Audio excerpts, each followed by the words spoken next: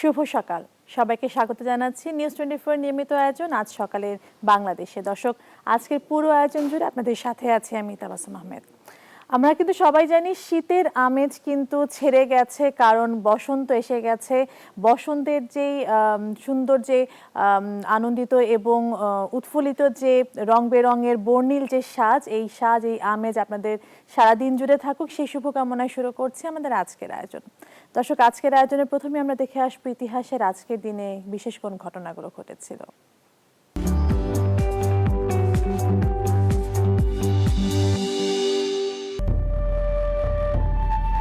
আজ সোমবার 15 ফেব্রুয়ারি 2021, 2 ফাল্গুন 1427, 2 রজব 1442 হিজরি। ইতিহাসের আজকের দিনে 1960 সালে নেপালের রাজা মহেন্দ্র সংবিধান বাতিল করে সরাসরি শাসন ক্ষমতা হাতে তুলে নেন। বাংলাদেশের রাষ্ট্রীয় অনুষ্ঠানে মদ্যপান নিষিদ্ধ ঘোষণা করা হয় আজকের দিনে 1972 সালে। 1978 সালে ইরানি জনগণের বিপ্লবী আন্দোলন যখন তুঙ্গে ওঠে, তখন ইরানের শাহী রাজবংশের সর্বশেষ শাসক রেজা শাহ পাহলভি চিকিৎসার অজুহাত দেখিয়ে ইরান থেকে পালিয়ে যায় আজকের দিনে। আজকের দিনে যুক্তরাষ্ট্রের president Jimmy Carter people's republic of চীনকে স্বীকৃতি দেন এবং তাইওয়ানের সঙ্গে সম্পর্ক ছিন্ন করেন 1978 সালে। 1997 সালের আজকের দিনে ইসরায়েল ও ফিলিস্তিনের মধ্যে হেব্রন চুক্তি স্বাক্ষরিত হয়। আজকের দিনে 2001 সালে ওয়েব ভিত্তিক বহুভাষিক মুক্ত বিশ্বকোষ উইকিপিডিয়া যাত্রা শুরু করে। বিশিষ্ট কবি ও শিক্ষাবিদ কাজী কাদের নেওয়াজ জন্মগ্রহণ করেন আজকের দিনে 1909 সালে। 1929 সালে নোবেল বিজয়ী কৃষ্ণাঙ্গ নেতা মার্টিন লুথার কিং জন্মগ্রহণ করেন আজকের দিনে। আজকের দিনে 1968 সালে আন্তর্জাতিক খেতাবপ্রাপ্ত বাংলাদেশি আইনজীবী ও পরিবেশ কর্মী সৈয়দা রেজওয়ানা হাসান জন্মগ্রহণ করেন। 2016 সালের আজকের দিনে আমেরিকান কবি ও শিক্ষাবিদ ফ্রান্সিসকো এক্স এলারকন মৃত্যুবরণ করেন। দর্শক, আমরা দেখছিলাম ইতিহাসের আজকের দিনে বিশেষ কোন ঘটনাগুলো ঘটেছিল এবং বিশিষ্টজনদের জন্ম মৃত্যুদিন। আমরা সবাই জানি সুস্থ থাকার জন্য শারীরিক সুস্থতা খুব জরুরি, তার থেকে আরো অনেক বেশি জরুরি মনস্তাত্ত্বিক শান্তি। এটি আমরা সবাই বিশ্বাস করি এবং এই মনস্তাত্ত্বিক শান্তির জন্য যে ব্যাপারটি সবচেয়ে বেশি সাহায্য আমাদের করে থাকে সেটি হলো যোগা। তাই চলুন দর্শক, আর দেরি না করে দেখে আসি আমাদের আজকের যোগা সেগমেন্ট।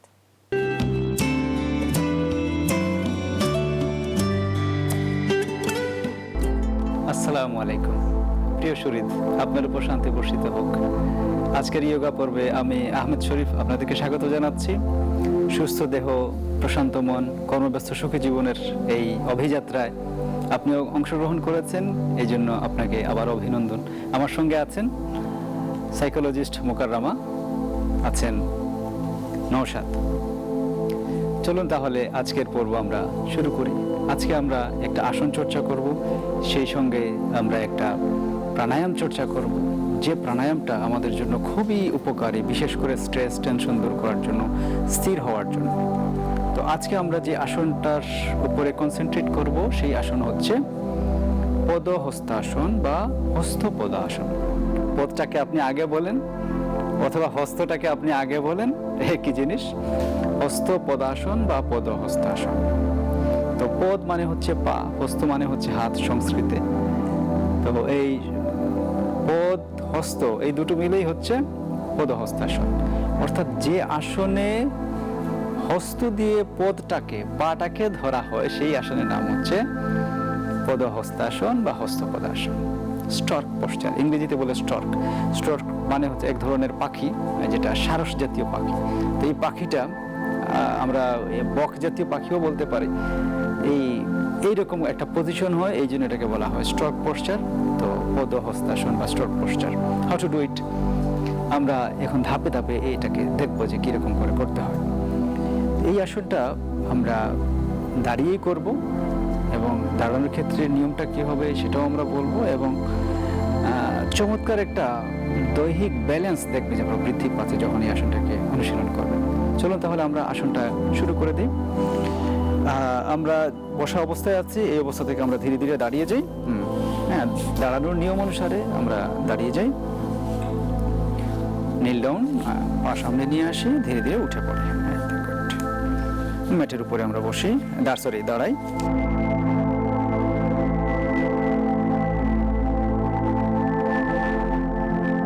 দু পায়ের মধ্যে কিছুটা ফাঁকা রাখতে পারেন, অথবা যদি আপনি পারেন তাহলে চাইলে আপনি পা দুটোকে একসঙ্গে ক্লোজ করে রাখতে পারেন। তবে প্রাথমিক অবস্থায় একটু ফাঁকা রাখলে আপনার জন্য অনুশীলন করাটা সহজ। তো ইটস আপ টু ইউ, আপনি ফাঁকা রেখেও করতে পারেন, আপনি চাইলে একটু জড়ো করেও করতে পারেন। তো এই হলো আমাদের দাঁড়ানোর অবস্থা। আমরা দাঁড়ালাম, দাঁড়িয়ে আমাদের স্থির থাকতে হবে, অর্থাৎ যখনই আমরা যে ধরনের আসন করছি, সেটা দাঁড়িয়ে হোক বসে হোক, আমাদের মেরুদণ্ডটা যেন স্ট্রেট থাকে প্রাথমিক অবস্থায়।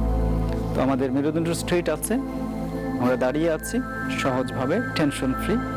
এবার আমরা ধীরে ধীরে আসনের দিকে যাব। আসনটা কীরকম করতে হবে? প্রথমে আমরা ধীরে ধীরে হাতটাকে উপরের দিকে তুলে তারপরে আস্তে আস্তে আমাদের সামনের দিক, অর্থাৎ কোমর থেকে উপরের অংশ, এটা সামনের দিকে চলে যাবে।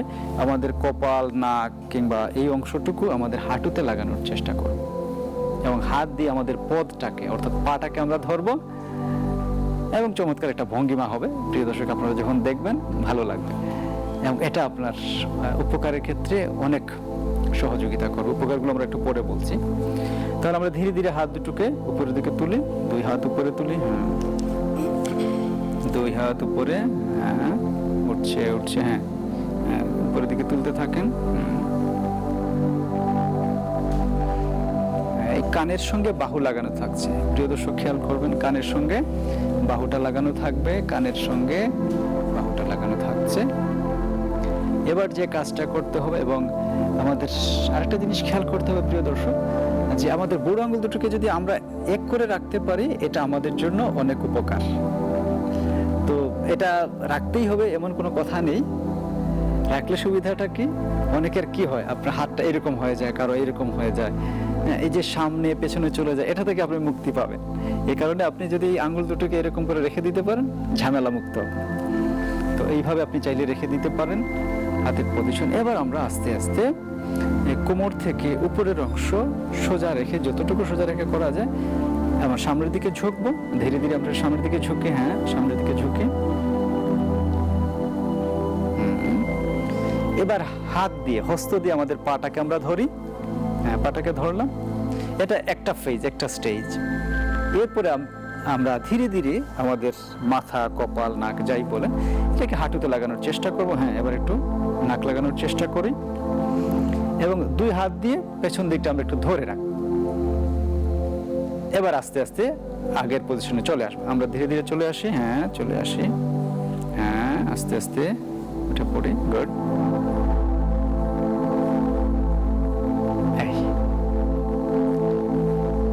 তারপর আস্তে আস্তে আমরা হাতটাকে ছেড়ে দিলাম, যেভাবে গিয়েছিলাম সেইভাবে আমরা হাতটাকে ছেড়ে দিলাম। প্রিয় দর্শক, আমরা দেখলাম যে এটা কিরকম করে করতে হয়। অর্থাৎ আমরা হাত উপরে তুললাম, কানের সঙ্গে বাহু লাগানো থাকছে, বডিটা অনেকটা, হাত যখন উপরের দিকে আপনি তুলছেন তখন টান টান অবস্থায় থাকছে। এরপরে আমরা কোমর থেকে উপরের অংশটুকুকে সোজা রেখে, অর্থাৎ এটাকে কিছু না করে আমরা ধীরে ধীরে সামনের দিকে ঝুঁকলাম। এই অংশটুকুতে আমাদের হাঁটুতে লাগানোর চেষ্টা করলাম।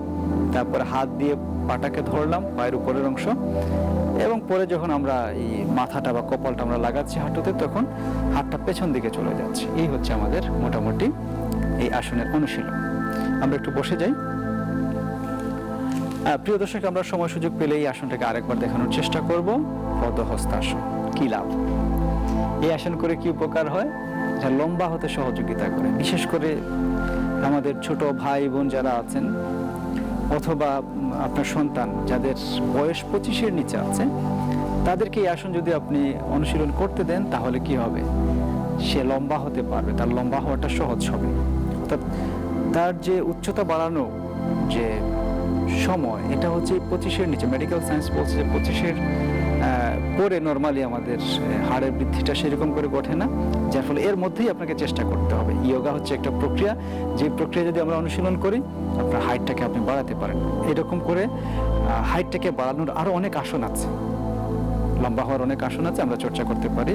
তো পদাহস্তাসন বা হস্তপদাসন হচ্ছে তার মধ্যে একটি আসন। এবং এই আসন করার আগে একটু সতর্কতা আছে।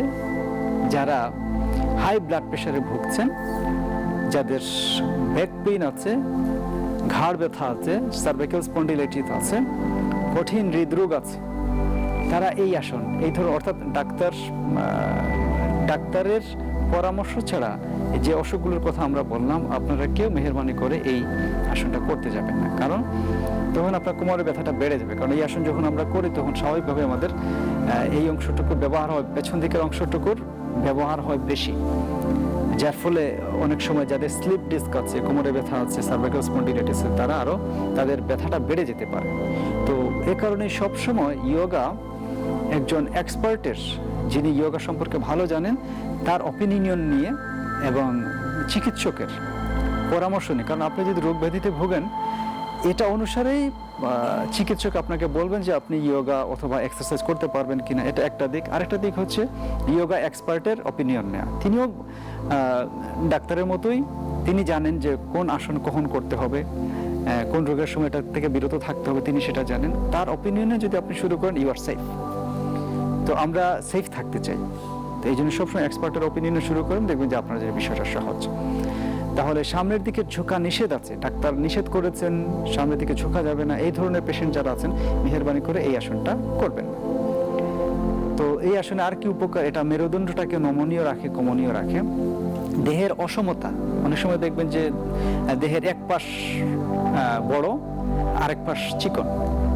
তো এই যে অসমতা, এই অসমতাটাকে দূর করতে সহযোগিতা করে। অনেকের আবার পেট ফাঁপা থাকে, এই পেট ফাঁপার জন্য এটা উপকারী আসন। কোষ্ঠকাঠিন্যের জন্য উপকারী আসন। কনস্টিপেশন যার হয়েছে তিনি জানেন যে এই জিনিসটা কত কঠিন বিষয়, এই নাম থেকে বুঝে যায় কাঠিন্য, খুব কঠিন বিষয়। তো এই জিনিসগুলোকে বের করে দিতে হবে। বডিতে কোনো ওয়াস্ট মেটেরিয়াল আমরা রাখতে চাই না। তো এটার জন্য এই আসন করবেন, দেখবেন যে আপনার কোষ্ঠবদ্ধতা দূর হচ্ছে, অজীর্ণ, খাবার খেয়ে হজম হয় না। তো এই ধরনের অসুখ বিসুখ থেকে আমরা নিরাময় লাভ করতে পারি এই আসনের মধ্য দিয়ে। পেটের অতিরিক্ত চর্বি, প্রিয় দর্শক, আপনারা খেয়াল করে দেখেছেন, যখন ওনারা এই আসনটাকে চর্চা করেন তখন কিন্তু পেটে প্রচন্ড চাপ পড়ে। এই আসন করতে গিয়ে চাপ পড়ে, নানান জায়গায় অনেক চাপ পড়ে। এই বিশেষ করে পেটের চর্বিটা দূর হয়, অন্যান্য জায়গার চর্বি, অর্থাৎ শরীরের কোথাও অবাঞ্ছিত চর্বি জমার সুযোগ পায় না যদি আপনি এই আসনটাকে নিয়মিত অনুশীলন করতে পারেন। আর ইন্টারনাল অর্গানগুলোর চমৎকার এক্সারসাইজ হয়। আপনি দেখবেন এই আসন করার সময় আপনার কি হয়, আপনার পাকস্থলী, স্টোমাক, লিভার, যকৃৎ, প্লিহা, স্প্লিন, প্যানক্রিয়াস, এই গ্ল্যান্ডগুলো এই গ্ল্যান্ডটা অ্যাক্টিভেট হচ্ছে এবং এগুলোকে সুস্থ রাখছে। এবং আর কি হয়, যাদের একটু নিম্ন রক্তচাপ আছে, লো ব্লাড প্রেশার যাদের, তাদের জন্য উপকারী আসন হচ্ছে এই আসন। কারণ এই আসন আমাদের রক্তচাপ, বিশেষ করে লো ব্লাড প্রেশার যেটা আছে সেটাকে নিয়ন্ত্রণে রাখে। এই আসন করবেন, নিয়ন্ত্রিত হবে, আপনি চমৎকার সুস্বাস্থ্যের অধিকারী হতে পারবেন। তাহলে আমরা দেখলাম যে আসন, সেই আসন নাম হচ্ছে পদহস্তাসন বা হস্তপদাসন, স্টক পশ্চার, খুবই উপকারী আসন। আর সতর্কতা আমরা যেটা বললাম, প্রিয় দর্শক, আপনারা সেটাকে অনুসরণ করবেন, আপনি সেফ অ্যান্ড সাউন্ড থাকবেন। এবার আমরা প্রাণায়ামের দিকে চলে যাব। এবার আমরা অনুশীলন করব প্রাণায়াম, প্রাণের আয়াম, প্রাণের বিস্তার, প্রাণশক্তি বৃদ্ধি পাওয়া প্রাণায়াম। তো আজকে আমরা যে প্রাণায়ামটাকে অনুশীলন করব সেই প্রাণায়ামের নাম হচ্ছে স্থিরম প্রাণায়াম। যে প্রাণায়াম অনুশীলন করলে আপনি স্থির হবেন, মনের চাঞ্চল্য দূর হবে, চপলতা দূর হবে, মন স্থির হবে, মনটা, শরীর মন শিথিল হবে, আর মেডিটেশন করার জন্য আপনাকে উপযুক্ত অবস্থায় নিয়ে যাবে। অর্থাৎ মেডিটেশনের জন্য উপকারী একটা বিষয় হচ্ছে স্থিরম প্রাণায়াম। মেডিটেশন, ধ্যান যখন আপনি করবেন, এই প্রাণায়ামটাকে যদি অনুশীলনে রাখেন, দেখবেন যে মেডিটেশনের গভীর লেভেলে আপনি পৌঁছতে পারছেন। ধ্যান হচ্ছে মনের বিষয়, মনের চর্চা। তো মনের চর্চার জন্য স্থিরম প্রাণায়ামটা খুবই উপকারী। কি প্রক্রিয়াটা কি রকম, যে আপনি যে কোনো একটা ধ্যানাসনে বসবেন, সেটা বজ্রাসন হোক, পদ্মাসন হোক, যে কোনো ধরনের ধ্যানাসনে আপনি মেডিটেটিভ পোজে বসলেন। বসার পরে কিচ্ছু না, you will do nothing but just observe your breath, how it is coming, how it is going. আপনার দমটাকে অবলোকন করবেন। আপনি স্থির হয়ে বসে আছেন, এই নাকের নস্ট্রিল, নাকের দুই ছিদ্র দিয়ে আপনার দম ফুসফুসে যাচ্ছে, আবার বেরিয়ে আসছে। এই যে দমটা ভেতরে যাচ্ছে আবার বেরিয়ে আসছে, মনের চোখে কল্পনায় আপনি দমটাকে দেখতে থাকবেন। এই বাতাসের ছোঁয়া নাকের 2 ছিদ্রের মধ্যে আপনি অনুভব করবেন যে বাতাস ফুসফুসে যাচ্ছে আবার বেরিয়ে আসছে, এটাকে আপনি খেয়াল করবেন। যত খেয়াল করবেন, অবজার্ভ করবেন আপনার ব্রেথটাকে, দমটাকে, আপনি শ্বাসটাকে আপনি যত দেখবেন, দেখবেন আপনি স্থির হয়ে আসছেন। এটা প্রশান্তি আপনার মধ্যে বিরাজ করছে। চমৎকার ভাবে আপনি ধ্যানের গভীর স্তরে পৌঁছে যেতে পারবেন। তো এই প্রাণায়ামটা আমরা চোখ বন্ধ করেই করব। তো আমাদের সহযোগী ইনস্ট্রাক্টর যারা আছেন তারা এটাকে দেখাচ্ছেন। দেখানোর কিছু নাই, এটা আমরা যে কোনো একটা মেডিটেটিভ পোজে বসে যাব। তো আমরা একটু পদ্মাসনে বসি, প্রথমে দণ্ডাসন, তারপরে ডান পাটাকে ভাঁজ করা, বাম পাটাকে ভাঁজ করা। এবার ডানটা ভাঁজ করে আমরা করে ফেলি। আপনি ঠিক আছে, আপনি সামনের দিক থেকেও দেখান, অসুবিধা নাই। উনি এই দিক থেকে দেখান, অসুবিধা। আপনি যেদিকে আছেন দিকে থাকেন, সমস্যা নেই। আমরা প্রিয় দর্শক নানান দিক থেকে দেখলাম যাতে পদ্মাসন কিরকম করে করতে হয়। মেরুদণ্ড স্ট্রেট থাকবে, মেরুদণ্ড স্ট্রেট থাকছে, রিল্যাক্স। আপনার বডিটাকে ছেড়ে দেবেন, একদম রিল্যাক্স থাকবেন। এই রিল্যাক্সেশনটা হচ্ছে মেডিটেশনের জন্য সবচেয়ে বেশি প্রয়োজন। শিথিলায়ন, শরীর মনটাকে শিথিল করতে হবে, এবং শরীর মন শিথিল করার জন্যই হচ্ছে স্থিরম প্রাণায়াম। তো আমরা স্থির হয়ে বসলাম। এবার চোখটাকে বন্ধ করে, অলরেডি ওনারা বসেই আছেন চোখ বন্ধ করে। এবার just observe your breath, don't manipulate your breath. ব্রেথটাকে কন্ট্রোল করবেন না, জাস্ট খেয়াল করেন যে দমটা ভেতরে যাচ্ছে আবার বেরিয়ে আসছে, কল্পনায়, মনের চোখে।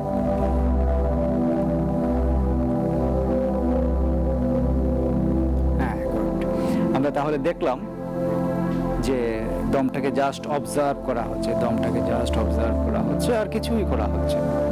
এই পৃথিবীতে কিছুই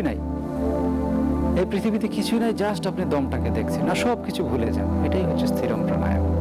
স্থির হয়ে দমটাকে খেয়াল করা, আর এই স্থির করতে করতেই দেখবেন যে আপনার শরীর মন সবই স্থির হয়ে আসছে।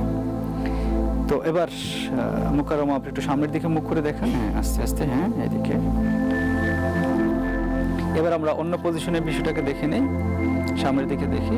মেরুদণ্ডটাকে স্ট্রেট রাখতে হবে। যে কোনো ধ্যানাসনে আপনি বসেন, মেরুদণ্ড স্ট্রেট থাকলো, জাস্ট অবজার্ভ ইউর ব্রেথ, অবলোকন করে, দমটাকে অবলোকন করে।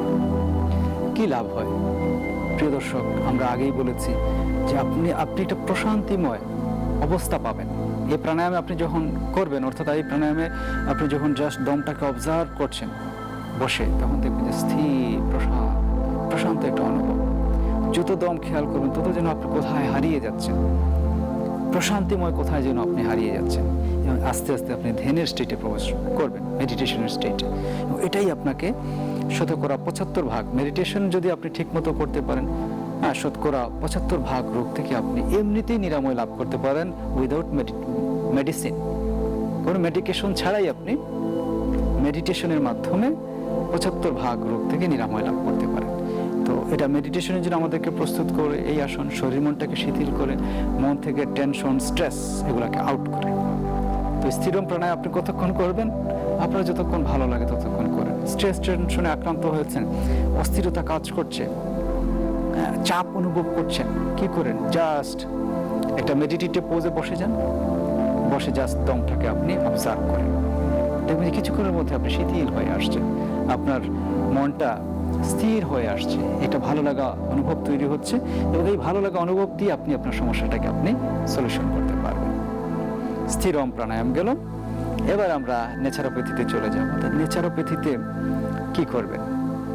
যে শরীরকে খাবার দিতে হবে। নেচারোপ্যাথিতে বলা হয়ে থাকে যে শরীরকে খাবার না দিলে সে কি হবে না, সে আপনাকে ভালো কিছু উপহার দেবে না, এবং সেই খাবারটা অবশ্যই কি হতে হবে? পুষ্টি বিজ্ঞানসম্মত হতে হবে। সেই খাবারটা আপনি যে ধর্ম অনুসরণ করেন, সেই আপনি যে ধর্ম অনুসরণ করেন, ধর্ম অনুসারে সেটাকে আপনি নিতে পারেন। অর্থাৎ আপনার রুচি, আপনার ধর্ম, আপনার বিশ্বাস অনুসারে সঠিক বৈজ্ঞানিক যুক্ত খাবার আপনি খাবেন, তাহলে দেখবেন ভালো থাকবেন। এক্ষেত্রে আমরা কি করতে পারি? যে ভিটামিন সি প্রতিদিন আমাদেরকে খেতে হবে। কেন? ভিটামিন সিটা আমাদের বডি থেকে প্রয়োজনীয় যেটা আছে সেটা রেখে দেয়, তারপর এটা সব বেরিয়ে যায়। তো যার ফলে এটাকে আপনাকে প্রতিদিন খেতে হবে। ভিটামিন সি প্রতিদিন আপনাকে খেতে হবে। এবং মানব শিশু পৃথিবীতে একটা দুর্বলতা নিয়ে পৃথিবীতে জন্মগ্রহণ করে, একটা ভিটামিনের অভাব নিয়ে পৃথিবীতে জন্মগ্রহণ করে, অর্থাৎ এটা তাকে নিতে হবে, ওকে খেতে হবে। এই জন্য আমাদেরকে ভিটামিন সি এই ধরনের খাবার প্রতিদিন খেতে হবে। অর্থাৎ টক জাতীয় জিনিস যা আছে যত আমরা খাবো, কারণ যেহেতু প্রতিদিন বেরিয়ে যাচ্ছে, প্রয়োজনীয়টা রেখে বেরিয়ে যাচ্ছে, সুতরাং এটাকে প্রতিদিন খেতে হবে। তার টক জাতীয় জিনিস আমাদের খাবার তালিকায় যেন সবসময় থাকে। এক্ষেত্রে লেবুটাকে আমরা খুব সহজে ইউজ করতে পারি। লেবু যদি প্রতিদিনের তালিকায়, খাবারের তালিকায় থাকে, তাহলে ভিটামিন সি নিয়ে আমাদেরকে কোনো চিন্তা করা লাগে না। প্রিয় দর্শক, এটাকে আমরা অন্তর্ভুক্ত রাখবো। এবার আমরা আমাদের যে আসন আছে সেই আসনটাকে আমরা আরেকবার একটু দেখে নেব। আর স্থিরম প্রাণায়াম যেটা আছে সেটা তো আমরা দেখলামই, তো আমরা আসনটাকে আরেকবার একটু দেখে নিই। প্রিয় দর্শক, আপনাদেরকে দেখানোর জন্য আমাদের ইনস্ট্রাক্টর যারা আছেন তারা একটু দাঁড়িয়ে যাবেন। হ্যাঁ, একটু দাঁড়িয়ে যাই, আস্তে আস্তে দাঁড়ান, তাড়াহুড়া কিছু নাই, আস্তে আস্তে। হ্যাঁ, ডান পা সামনে দিয়ে আমরা ধীরে ধীরে দাঁড়িয়ে যাই। হ্যাঁ, গুড। আমরা দাঁড়িয়ে গেলাম। এবার ধীরে ধীরে আমরা হাত দুটোকে উপরের দিকে তুলবো। দুই হাত আমরা একটু উপরে তুলি। হাত উঠছে, হ্যাঁ। কানের সঙ্গে বাহু লাগানো থাকবে। উপরে যখন উঠছে তখন শেষ অবস্থায় গিয়ে কানের সঙ্গে বাহু লাগানো থাকছে। হাতের পজিশন এই থাকছে, অর্থাৎ বুড়ো আঙুল দুটোকে আমরা একসঙ্গে লাগিয়ে নিচ্ছি। এই তো, চমৎকার। এরপর আমরা ধীরে ধীরে সামনের দিকে অগ্রসর হচ্ছে। হ্যাঁ, এবার নাক, কপাল, মুখটাকে লাগানোর চেষ্টা করি।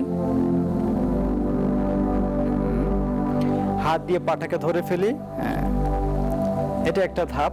যারা পারবে না তারা এই পর্যন্ত থাকবে, কারণ সবাই নাক বা কপাল লাগাতে পারবেন না। তারা কি করবেন, যতটুকু সামনে ঝুঁকা যায় ততটুকু ঝুঁকবেন। এরপরে আস্তে আস্তে এবার আপনি নাক বা কপালটাকে লাগানোর চেষ্টা করেন এবং দুই হাত পেছন দিকে চলে যাবে। হ্যাঁ, সুন্দর করে ধরবেন। এবার আমরা 10 সেকেন্ড থেকে 30 সেকেন্ড মিনিমাম থাকবো, তারপরে আবার ফেরত চলে আসবো। এবার ধীরে ধীরে চলে আসি আগের পজিশনে। হ্যাঁ, হাত ছাড়িয়ে, হ্যাঁ, চলে আসি। হ্যাঁ, গুড, চলে আসি।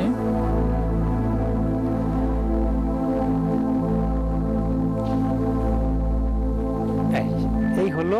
হ্যাঁ, এবার হাত ছেড়ে দিই, হাতটাকে আমরা ছেড়ে দিই। হ্যাঁ,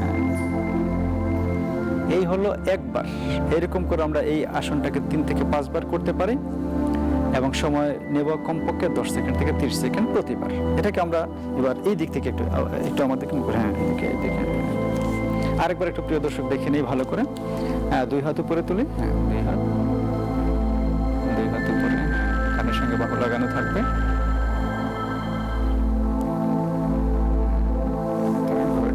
সামনের দিকে আসি আস্তে আস্তে। হ্যাঁ, হাত দিয়ে পাটাকে আমরা ধরি। হ্যাঁ, এবার সেকেন্ড স্টেপ। যারা একটু ভালো পারবেন তারা কি করবেন, হ্যাঁ, পেছন দিকটা ধরেন, নাক লাগান। গুড। এবার আস্তে আস্তে আগের পজিশনে আমরা চলে আসি। হ্যাঁ, আস্তে আস্তে চলে আসি। হ্যাঁ, গুড গুড গুড। এবার ধীরে ধীরে হাতটাকে আমরা ছেড়ে দিই, স্বাভাবিক অবস্থায় দাঁড়াই, তারপরে ধীরে ধীরে আমরা পদ্মাসনে বসি। প্রিয় দর্শক, আমরা দেখলাম একটা আসন, একটা প্রাণায়াম, হস্ত পদাসন বা পদ হস্তাসন। এটাকে আমরা অনুশীলনে রাখবো। আরেকটা দেখলাম আমরা প্রাণায়াম, যে প্রাণায়ামটা আমাদের মনটাকে, শরীরটাকে স্থির করতে সহযোগিতা করে, স্থিরম প্রাণায়াম। এবং শরীরে ভিটামিন সি ঢোকাতে হবে। এটা বডিতে থাকে না, প্রয়োজনীয় অংশটা রেখে দিয়ে চলে যায়। তো এটা আমরা নিশ্চিত করবো। আমাদের খাবার দাবারের টক জাতীয় জিনিস আমরা অন্তর্ভুক্ত করব, আমরা চমৎকার সুস্বাস্থ্যের অধিকারী হতে পারবো। তো প্রিয় দর্শক, আপনারা সবাই সুস্বাস্থ্যের অধিকারী হন, সুস্থ দেহ, প্রশান্ত মন, কর্মব্যস্ত সুখী জীবনের অধিকারী হন, সেই প্রত্যাশায় আজকের যোগা পর্ব আমরা এখানেই শেষ করছি। পরবর্তী পর্বে আবারও দেখা হবে। ভালো থাকুন, সুস্থ থাকুন, আনন্দে থাকুন। আল্লাহ হাফেজ।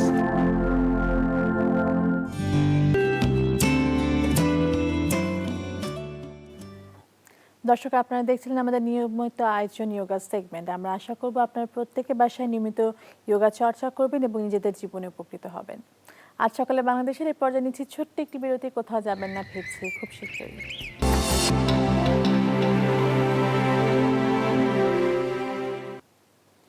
আর একবার স্বাগত জানাচ্ছি নিউজ 24 নিয়মিত আয়োজন আজ সকালের বাংলাদেশে। দর্শক, আজকের আয়োজনের এই পর্যায়ে আমরা চলে যাব সংবাদপত্র পর্যালোচনায়। তবে তার আগে জেনে নেব ঢাকা থেকে এবং দেশের বাইরে থেকে প্রকাশিত কিছু সংবাদপত্রের প্রধান প্রধান শিরোনামগুলো।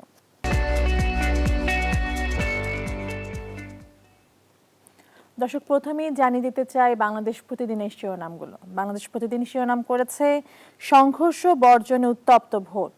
এছাড়া রয়েছে নতুন শ্রমবাজার মাদাগাস্কার, মার্চে যাবে 1100 বাংলাদেশি কর্মী।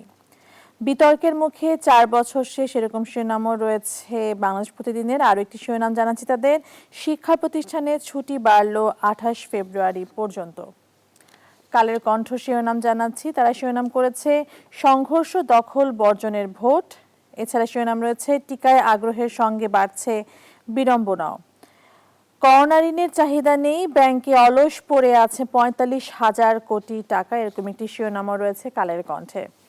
প্রথম আলোর দিকে যদি একটু নজর দেই, শিরোনাম করেছে হুইল চেয়ারে এসে টিকা নিলেন তিনি।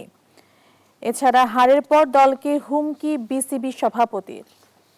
সমকালের শিরোনাম জানাচ্ছি, তারা শিরোনাম করেছে অভিযোগ মাথায় ইসির 4 বছর। এছাড়া শিরোনাম রয়েছে পটিয়ায় নিহত 1, বিভিন্ন স্থানে সংঘর্ষ, ভোট বর্জন। ডেইলি সান রয়েছে আমার কাছে, এরপর তারা শিরোনাম করেছে coastal homeless people to get খাস ল্যান্ড। এছাড়া শিরোনাম রয়েছে wearing of mask, face mask being ignored widely. এছাড়া পিএম এর একটি শিরোনাম রয়েছে PM for more research on medical science. The Daily Star দর্শক রয়েছে এরপর আমার কাছে, তারা শিরোনাম যেটি করেছে no law in 49 long years. এছাড়া রয়েছে শিরোনাম ইরেগুলেটরি রুল দ্য ডে। বাংলানিউজ24.com রয়েছে আমার কাছে, তারা শিরোনাম করেছে রাতে তাপমাত্রা বাড়বে, দিনে অপরিবর্তিত। এছাড়া রয়েছে বিরক্ত পাপন বললেন এভাবে চলতে দেয়া যায় না। সবশেষ দেশের বাইরে থেকে দ্য নিউ ইয়র্ক টাইমস রয়েছে আমার কাছে, তারা শিরোনাম করেছে as impeachment trial ends, Biden takes centre stage with stimulus bill. দর্শক, এই ছিল মোটামুটি ঢাকা থেকে এবং দেশের বাইরে থেকে প্রকাশিত সংবাদপত্রের প্রধান প্রধান শিরোনামগুলো। আমরা এবার চলে যাব একটু পর্যালোচনা। আমাদের সাথে যুক্ত হচ্ছেন ঢাকা বিশ্ববিদ্যালয়ের শিক্ষক তৌহিদুল হক। তৌহিদুল হক, আপনাকে স্বাগত জানাচ্ছি আমাদের আজকের আয়োজনে। আপনাকে অসংখ্য ধন্যবাদ এবং এই মুহূর্তে যারা এই অনুষ্ঠান দেখছে তাদেরকে সবাইকে ধন্যবাদ জানাই। জি, আপনি নিশ্চয়ই শুনছিলেন, আমি শিরোনামগুলো পড়ছিলাম। মূলত প্রত্যেকটি শিরোনামে কিন্তু যে 55 পৌরসভায় ভোট হয়েছে গতকাল, এই বিষয়টি উঠে এসেছে। বাংলাদেশ প্রতিদিন করেছে সংঘর্ষ বর্জনে উত্তপ্ত ভোট, সংঘর্ষ দখল বর্জনের ভোট। মোটামুটি এরকমই পটিয়ায় নিহত 1, বিভিন্ন স্থানে সংঘর্ষ, ভোট বর্জন। আমরা কিন্তু যতটুকু দেখেছি বিগত ভোটগুলোতে, সিটি নির্বাচনের ভোট হোক কিংবা অন্যান্য পৌরসভার যে ভোট, প্রথম দিকে দেখা গেছে যে ভোট অ্যাটলিস্ট দিতে পারছেন ভোটাররা। গতকাল কিন্তু আমরা দেখেছি যে ইভিএম এর কারণে হোক কিংবা অন্য কোনো কারণে হোক ভোটই দিতে পারছেন না ভোটাররা। বিভিন্ন জায়গায় বিচ্ছিন্ন সংঘর্ষ হয়েছে। লাইনে দাঁড়িয়ে থেকে সুষ্ঠুভাবে ভোট দেওয়া, এটি কিন্তু বিশ্লেষকরা বলছেন না যে এটিকে আমরা সুষ্ঠু ভোটের মাইল ফলক বলতে পারি। আপনার কাছে কি মনে হচ্ছে? একদিকে বলছি আমরা ভোট শেষে মোটামুটি সুষ্ঠু ভোট হয়েছে, কিন্তু আসল চিত্র কিন্তু ভিন্ন। আপনি ব্যাপারটি কিভাবে মূল্যায়ন করবেন? ধন্যবাদ আপনাকে। আপনি মানে শিরোনামের যে কেন্দ্র করে যে প্রশ্নের আলোচনায় আপনি যথার্থই বলেছেন যে আসলে চতুর্থ ধাপে 55টি পৌরসভার যে ভোট অনুষ্ঠিত হয়েছে, সেই ভোটকে কেন্দ্র করে বেশ কিছু ঘটনা আমরা লক্ষ্য করেছি। আমরা সেই ঘটনার প্রেক্ষাপটে রাজনৈতিক বক্তব্য লক্ষ্য করেছি। আমরা সংঘর্ষ কিংবা বর্জন পত্রিকার শিরোনামগুলোর ভাষায় যদি বলি, সেই বিষয়টিও কিন্তু ছিল। এখন এটি আমাদেরকে চিন্তা করতে হবে যে বাংলাদেশের রাজনৈতিক প্রেক্ষাপটে আমাদের এখানে যখন নির্বাচনগুলো হয়, সেটি জাতীয় নির্বাচন বলুন কিংবা আপনি স্থানীয় সরকারের পৌরসভা কিংবা আমার ইউনিয়ন পরিষদের বা অন্যান্য যে নির্বাচনগুলো, সেই নির্বাচনই আপনি বলুন বা সিটি কর্পোরেশনের নির্বাচন, আমরা এখানে সাধারণত যেটি দেখা যায় সেটি হচ্ছে রাজনৈতিক প্রেক্ষাপটে আমরা কোনো একটি রাজনৈতিক দল যখন হেরে যায় তখন নানা ধরনের অভিযোগ তৈরি হয়। আবার কেউ যখন জিতে যায়, সেই ওই নির্বাচনকে কেন্দ্র করে যে ধরনের বলা যেতে পারে অগণতান্ত্রিক চর্চা কম বেশি হয়েছে, সেই বিষয়গুলোকে সে এড়িয়ে গিয়ে সে সবকিছু সুষ্ঠু হয়েছে বা সবকিছুর প্রতি সে একটা সন্তোষ প্রকাশ করে। এখন এই যে পরিস্থিতি, এই পরিস্থিতিতে কি হয়, যেটি আপনি প্রশ্নে উল্লেখ করেছেন যে এই পরিস্থিতিতে যেটি হয়, মানে এই যে যে জিতে যায় সে সব যে অনিয়মগুলো ছিল বা যে অনিয়মগুলোর অভিযোগগুলো এসেছে এই বিষয়গুলোকে সে খুব একটা বেশি বড় করে দেখে না। সে মনে করে সে জিতে গিয়েছে, আর যে হেরে গিয়েছে সেই অনিয়মগুলোকে সে বড় করে নিয়ে আসে, সে নির্বাচনকে প্রশ্নবিদ্ধ করার চেষ্টা করে। এর প্রেক্ষাপটে যে অবস্থাটি তৈরি হয় যে একটি দেশের নির্বাচনী পরিবেশ, নির্বাচনী আয়োজন, একই সাথে বৃহৎ পরিসরে গণতন্ত্রের যে চর্চা, রাজনৈতিক দলগুলোর যে নির্বাচনী প্রেক্ষাপটে ভোটারদের বা সাধারণ মানুষের কাছে তাদের যে দায়বদ্ধ আচরণ, সেই জায়গাগুলো প্রশ্নবিদ্ধ হয়ে যায়। এদেশের রাজনীতিতে সংঘর্ষ, হামলা, মামলা, বর্জন এটি নতুন কিছু নয়। এটি একেবারে চতুর্থ ধাপে 55টি পৌরসভা নির্বাচনের মধ্যে দিয়ে এটি ঘটেছে, বিষয়টি এরকম না। এই এই বিষয়গুলো এর আগেও ঘটেছে। আহ, নিজ দলের প্রার্থীদের মধ্যে কোন্দল কিংবা হামলা হয়েছে, মামলা হয়েছে, সেই বিষয়টি আছে। বা অপর রাজনৈতিক দলের প্রার্থী এবং তার কর্মীদের সাথে নানা ধরনের হামলা সংঘর্ষের খবরও আমরা কিন্তু বিভিন্ন জায়গায় পেয়েছি। এবং আরেকটি ব্যাপার এটি খুব গুরুত্বপূর্ণ, সেটি হলো যে আমরা দেখলাম যে আমাদের ভোট প্রদানের ক্ষেত্রে যারা ভোটার সংশ্লিষ্ট এলাকার, তাদের একটা আগ্রহের জায়গায় আমরা একটা বড় ধরনের ঘাটতি কিন্তু আমরা লক্ষ্য করেছি। তো পরবর্তী সময় আপনি নিশ্চয়ই মনে আছে দ্বিতীয় কিংবা তৃতীয় ধাপে আমাদের ভোটার পরিস্থিতি, এবং একই সাথে চট্টগ্রামের সিটি কর্পোরেশনের নির্বাচনেও কিন্তু আমরা লক্ষ্য করেছি ভোটার উপস্থিতি কিন্তু আগের তুলনায় কিন্তু বেড়েছে। এখন ভোটার উপস্থিতি বাড়াতে হলে যে কৌশলগুলো, অথবা কৌশলের চেয়ে আমি এই শব্দটাই ব্যবহার করতে চাই, ভোটারদের সামনে অথবা কাছে যে নিশ্চয়তার বিষয়গুলো তুলে ধরতে হয়, তার মধ্যে অন্যতম একটি হলো যে ভোটার কোনো ধরনের ঝামেলা ছাড়া, কোনো ধরনের অস্বস্তি ছাড়া, কোনো ধরনের হুমকি ছাড়া, অপ্রত্যাশিত পরিবেশ কিংবা চাপ ছাড়া সে নির্বিঘ্নে তার পছন্দের প্রার্থীকে সে ভোট দিতে পারবে। এখন এই পরিবেশটি আমরা কতটা নিশ্চিত করতে পারছি, এবং আপনি সংবাদপত্রের প্রেক্ষাপটে একটি বিষয় উল্লেখ করছিলেন, এটি খুব, আমি মনে করি এই আলোচনাটি নিয়ে আসা দরকার, এটি খুব গুরুত্বপূর্ণ। যে ভোটাররা লাইনে দাঁড়িয়ে আছে এর মানে এই না যে সুষ্ঠুভাবে ভোট হচ্ছে। হ্যাঁ, এটি ঠিক যে যারা ভিতরে প্রবেশ করছে তারা কতটা সুষ্ঠুভাবে ভোট দিতে পারছে। সেক্ষেত্রে কিন্তু আমাদের দু একটি অভিযোগ এখানে আছে, মানে এই সেই অভিযোগকে কেন্দ্র করে আবার সাধারণীকরণের কিন্তু কোনো সুযোগ নাই যে সেই অভিযোগটি সকল জায়গায় একইভাবে মানে প্রয়োগ হয়েছে বা চর্চা হয়েছে, বিষয়টি কিন্তু এরকম না। তবে এটি ঠিক যে আলোচনার প্রেক্ষাপটে কিংবা রাজনৈতিক প্রেক্ষাপটে যারা বিরোধী অবস্থানে থাকেন, তারা ওই দু একটি জায়গায় যে অপ্রত্যাশিত যে ঘটনাগুলো ঘটে সেই ঘটনাগুলোর প্রেক্ষাপটে তারা একটা মানে জেনারেলাইজ করার চেষ্টা করেন, একটা সাধারণী করার চেষ্টা করেন যে সব জায়গায় বোধহয় একই রকম হয়েছে। সেটি সুযোগ নয়। কেন সুযোগ নয় সেটি আমি বলছি আমার দৃষ্টিতে। তাহলে যদি একই জায়গায় হয় তখন কোন কোন জায়গায় মানে বিরোধী প্রার্থী অর্থাৎ সরকার দলের বাইরে অন্য দলের যে প্রার্থী তাদের তো জেতার কোনো সুযোগ থাকে না। তো সেই জায়গা থেকে আবার অনেকে বলতে পারেন যে তাদের জেতার সংখ্যাটি তো অপেক্ষাকৃত কম সরকারি দলের চেয়ে, সেটি আবার ভিন্ন ধরনের আলোচনা। কিন্তু সেই জায়গা থেকে আমার যে বক্তব্যটি হলো যে রাজনৈতিক প্রেক্ষাপটে আমাদের বড় যে রাজনৈতিক দলগুলো তারা এই নির্বাচনকে কেন্দ্র করে যে ধরনের আমাদের মত পার্থক্য রয়েছে, আমাদের বিভেদ রয়েছে, আমাদের দূরত্ব রয়েছে, সেই জায়গাগুলোতে যতক্ষণ পর্যন্ত আলোচনার মধ্য দিয়ে এই বিষয়গুলো সমাধান করা সম্ভব না হবে ততদিন পর্যন্ত যে কোনো নির্বাচন হোক, নির্বাচনের পরবর্তী দিন বা অথবা পরবর্তী সময়ে আমাদের আলোচনার বিষয় হবে এই নির্বাচনটি কেমন হলো, এবং সেই আলোচনা একটা মোটা অংশ থাকে বা মোটা একটি স্থান দখল করে থাকে আলোচনার, যে নির্বাচনে হামলা হয়েছে, মামলা হয়েছে কিংবা ভোটের কারচুপি হয়েছে, ঠিক মতো ভোট দিতে পারেনি, এই জায়গাগুলো। কারণ কি? কারণটা হলো আমাদের রাজনৈতিক দলগুলো একজন ভোটারের যে অধিকার, একজন ভোটারের যে ভোট প্রদানের ক্ষেত্রে তার যে নিরাপত্তা, কিংবা এটিও আমি বলতে চাই একজন ভোটারের আদর্শিক অবস্থানের প্রতি রাজনৈতিক দল কিংবা তার প্রার্থীর যতটুকু সম্মান থাকা দরকার, জি অবস্থান থাকা দরকার, সেই জায়গাগুলো আমাদের কখনোই আমরা মুক্ত করতে পারবো না, জি প্রশ্ন মুক্ত করতে পারবো না, আলোচনা মুক্ত করতে পারবো না যতক্ষণ অবশ্যই পর্যন্ত অবশ্যই পরস্পর সহযোগিতার মধ্যে দিয়ে একটি গণতান্ত্রিক আলোচনার পরিবেশ আমরা নিশ্চিত না করি। জি আমরা বুঝতে পেরেছি তৌহিদুল হক আপনার বক্তব্যটি। আমরা আরেকটি বিষয় একটু জানতে চাচ্ছি। ডেইলি সান শিরোনাম করেছে wearing of face mask being ignored widely, পাশাপাশি কালের কণ্ঠতে আছে টিকায় আগ্রহের সঙ্গে বাড়ছে বিড়ম্বনাও। আমি যদি একটু গতকালের দিকে, বিড়ম্বনার কথাটি আসছে বলে গতকালটি যেতে চাচ্ছি। আগে আমরা পরে দেখেছি যে সংবাদ পত্রের মাধ্যমেই যে যারা নিবন্ধন করছেন সঠিক নিবন্ধন করছেন না, এবং এটি একটি ফলস নিবন্ধন হয়ে তারা আবার টিকাও দিচ্ছেন, এরকম একটি শিরোনামা আছে।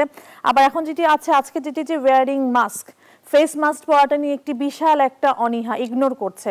তো এটা কি আসলে আমাদের বোঝার ভুল, নাকি এটা আসলে আমাদের অনীহা, কি নাকি এটা যারা কর্তৃপক্ষ তাদের পক্ষ থেকে দায়িত্ব নেওয়া দরকার যে টিকা নিলেই মাস্ক আমি ছাড়া ঘুরতে পারবো, আসলে ব্যাপারটি এরকম না। একটু যদি সংক্ষিপ্ত আকারে আমাদের সাথে একটু ব্যাপারটি বলতেন।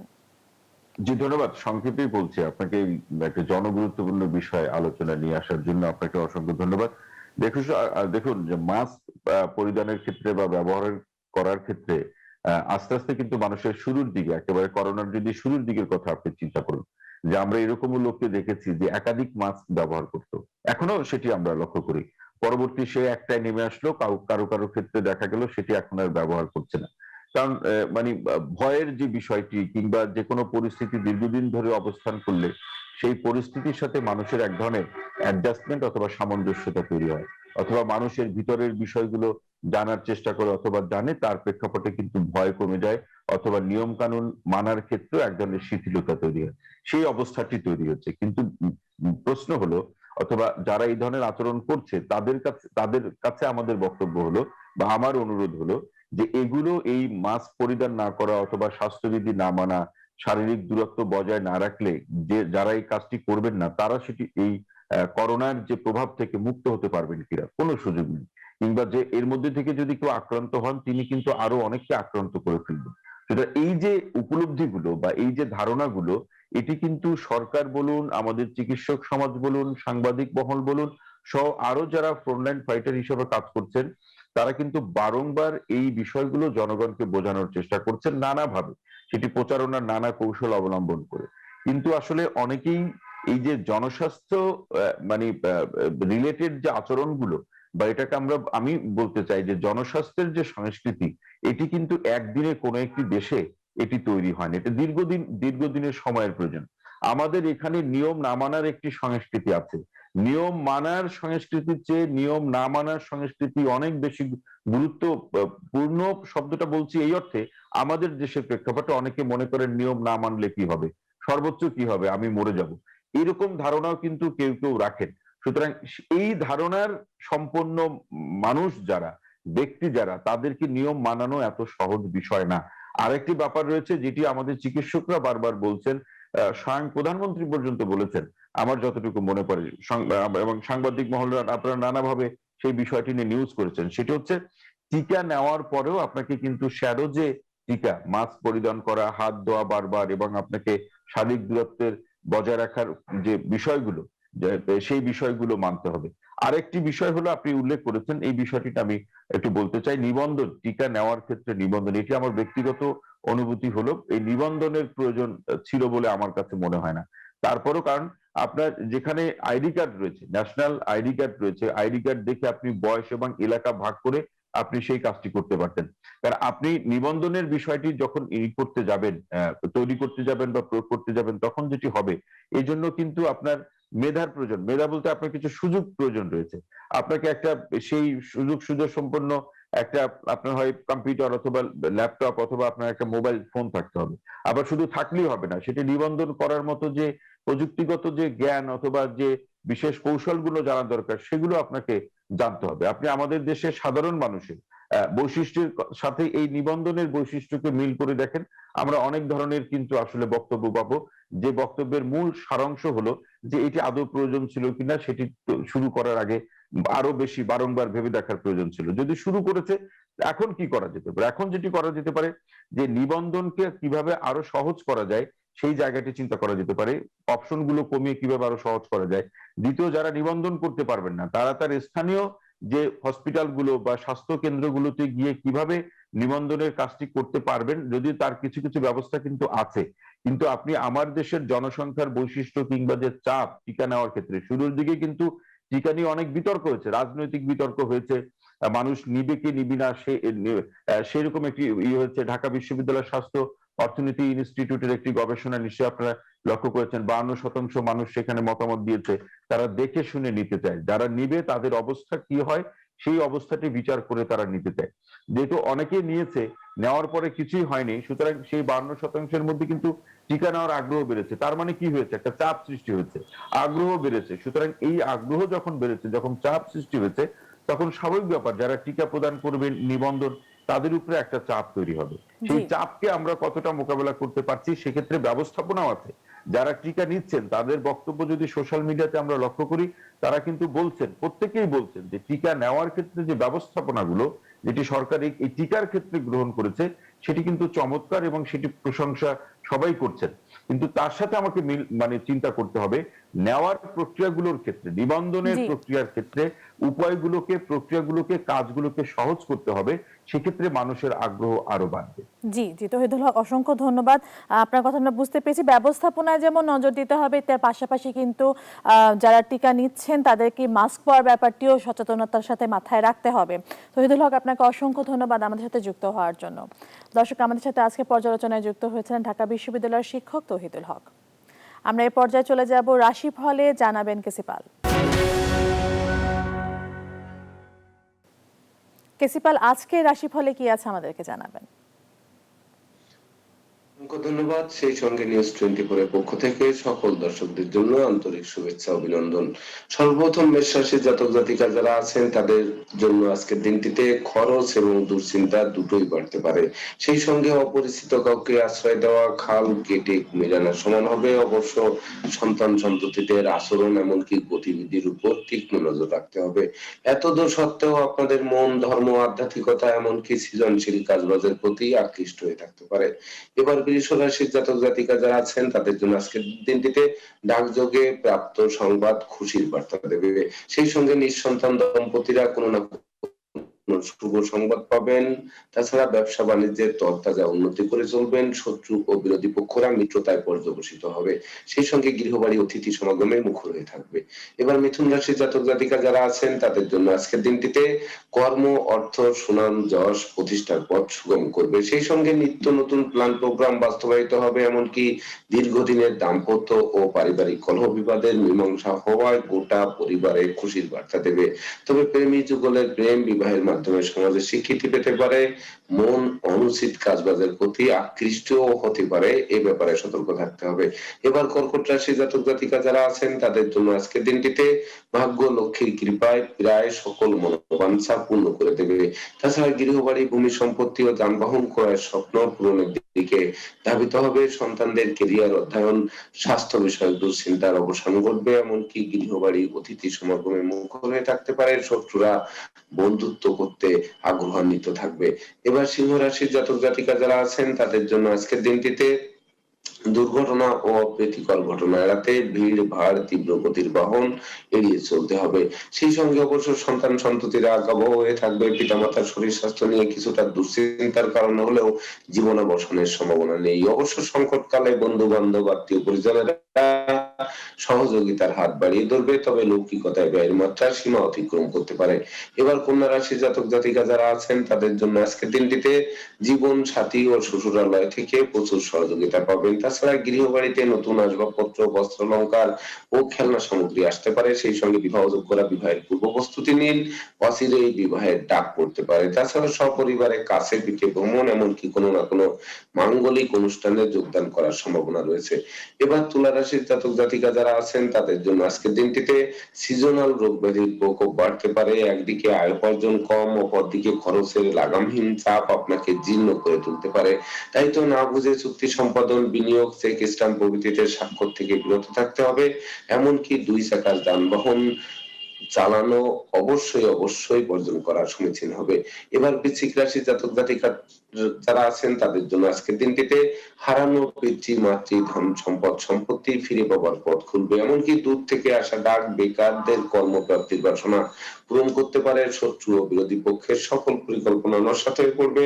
তবে রাগ, জেদ, অহংকার, আবেগ এমনকি হঠকারী সিদ্ধান্ত গ্রহণ থেকে বিরত থাকতে হবে।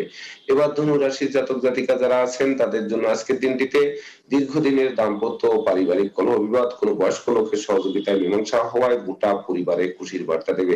এমন কি সহকর্মী ও অংশীদারদের সাথে মতানৈক্য দূর হবে, সেই সঙ্গে অপরিচিত কাউকে আশ্রয় দেওয়া থেকে বিরত থাকতে হবে। অবশ্য সংকটকালে বন্ধু বান্ধব আত্মীয় পরিজনেরা সহযোগিতার হাত বাড়িয়ে ধরবে, যার ফলে সংকট মোচন অনেকাংশে সহজ হবে। এবার মকর রাশির জাতক জাতিকা যারা আছেন তাদের মধ্যে যারা বেকার যুবক যুবতী আছেন তাদের কর্মপ্রাপ্তি বাসনা পূরণ হতে পারে। ভাই বোনদের সাথে দীর্ঘদিনের মতানৈক্য দূরীভূত হতে পারে। সন্তানদের কেরিয়ার অধ্যয়ন স্বাস্থ্য বিষয়ক দুশ্চিন্তার অবসান ঘটতে পারে। মন ধর্মের প্রতি আকৃষ্ট হয়ে থাকতে পারে। তবে দ্রুত গতির বাহন যথাসম্ভব এড়িয়ে চলতে হবে। এবার কুম্ভ রাশির জাতক জাতিকা যারা আছেন তাদের জন্য আজকের দিনটিতে হাত বাড়ালেই নিত্য নতুন সুযোগ এসে হাজির হবে। এমনকি ব্যবসা বাণিজ্যে মজুদ মালের দাম ফুলে ফেঁপে উঠবে। সেই সঙ্গে গৃহবাড়ি ভূমি সম্পত্তি ও যানবাহন ক্রয়ের স্বপ্ন পূরণের দিকে ধাবিত হবে। শত্রু ও বিরোধী পক্ষরা লেজ গুটিয়ে নিতে বাধ্য হবে। তবে লৌকিকতায় যেমন ব্যয় হবে তেমনি উপহার উপঢৌকনা দিয়েও সমান তালে প্রাপ্ত হবেন। এবার সর্বশেষ রাশি মীন রাশির জাতক জাতিকা যারা আছেন তাদের জন্য আজকের দিনটিতে চতুর্দিক থেকে তরতাজা উন্নতি করতে থাকায় মন আনন্দে নাচবে। বিবাহ যোগ্যদের বিবাহের কথাবার্তা পাকাপাকি হবে। সন্তানদের সাফল্যে গৌরবান্বিত হবেন। বেকার যুবক যুবতীদের মুখে হাসির ঝলক ফুটবে। তবে অত্যাবশ্যকীয় বাণিজ্যিক সফরে কোনো না কোনো বাধা এসে পণ্ড করে দিতে পারে। রাশিফল সংক্রান্ত তথ্য এ পর্যন্তই। কেসিপাল, আপনাকে অসংখ্য ধন্যবাদ আমাদের সাথে যুক্ত হওয়ার জন্য। দর্শক, আজকে রাশিফল জানাচ্ছিলেন কেসিপাল। আজ সকালে বাংলাদেশের আমরা আজকের আয়োজন একদম শেষ পর্যায়ে চলে এসেছি। আগামীকাল দেখা হবে ঠিক একই সময়।